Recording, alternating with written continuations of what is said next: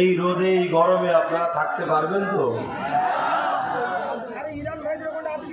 কেন, রোদটা তো ভালোই কড়া, শীতের রোদ আবার চড়া হয়, শীতের রোদ চড়া হয়। আপনারা যদি থাকতে পারেন তাহলে আমি দু কথা বলবো, না হয় সংক্ষেপ ছোট করে কথা বলবো। কেন আজ আপনারা মাহফিল করেছেন বিশ্ব নবী দিবস, নবীর আগমন উদ্দেশ্যে মাহফিল। আমার নবীর জীবনের দুটো মিশন ছিল, একটা হলো ন্যায়কে প্রতিষ্ঠিত করা, আর একটা হলো অন্যায়কে মিটিয়ে দেওয়া। জোরে বলুন সুবহানাল্লাহ। ন্যায় যেমন প্রতিষ্ঠিত আমাদেরকে করতে হবে নবীর গোলাম হিসাবে, আমাদের দায়িত্ব অন্যায়কেও মিটিয়ে দিতে হবে, ঠিক না বেঠিক?